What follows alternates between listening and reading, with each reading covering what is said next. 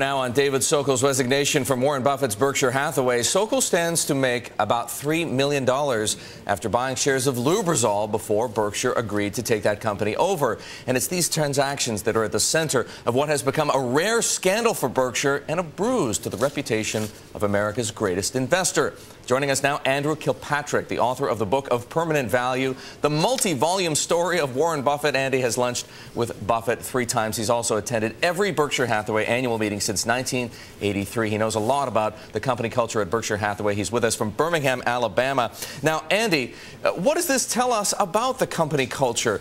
We know Warren Buffett is a bit of a folksy, homespun kind of a guy. Is that maybe, does that maybe characterize the internal controls at Berkshire Hathaway a little too folksy and homespun for a company with a market value and the kind of shareholder following it has? Eric, I think in any big company, I mean, Berkshire has more than 200,000 employees. I think the culture has worked and will work, and this is a blip for sure. No question about that. But Buffett does things on a handshake and trust and other, in Munger's words, seamless trust. And I think that it will go on. This is a blip. This is a setback. They're losing a great executive. Berkshire will go on. It has a deep bench, and we can probably talk about who's going to succeed. But it will go on. Buffett solved these things with Salomon Brothers and Gen Re. This is a tough one. He'll get this fixed. But is it a trust in a way that was perhaps violated slightly by David Sokol? Because Berkshire does have a code of ethics, and we've all heard the past couple of days about how Warren Buffett doesn't like it if you hit a ball close to the foul line. He wants it to be straight down the center. The revelations that we've been getting about David Sokol just don't sound like they hew to that sort of worldview. He was talking to a Citigroup banker about Lubrizol, a company that he really wasn't sure he was going to talk to Warren Buffett about at all. He asked the Citigroup banker to help arrange a meeting with the CEO, subsequently bought some $10 million of this stock. Is this really how executives at Berkshire Hathaway should be behaving when they have a fiduciary duty to the shareholders? No, Eric, I think you're exactly right. And he said at Salomon he didn't want anything close to the line. And this thing is probably not illegal. It is close to the line. And I think that's why all the controversy is there. For sure. I mean, it's a big trade. It's an ambitious trade.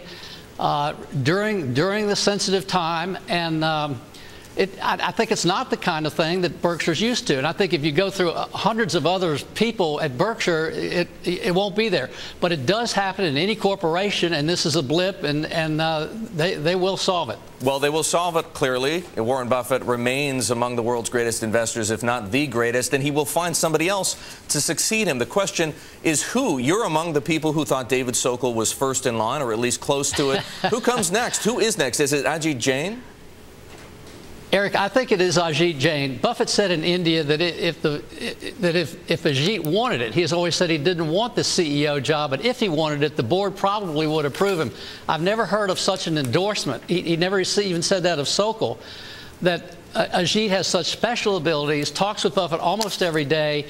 I think he's the one. There are these 4 or 5 that we all talk about, but Ajit, to me, would now be the one if he wants the job. And he has total character and Buffett's trust, and I think that would solve that problem, too. Well, clearly ambition is an issue here, because David Sokol said yesterday that he didn't aspire to succeed Warren Buffett because he didn't think anybody would do it quite as well. Andrew, thanks very much. Andrew Kilpatrick, author of the book of Permanent Value, the Story of Warren Buffett.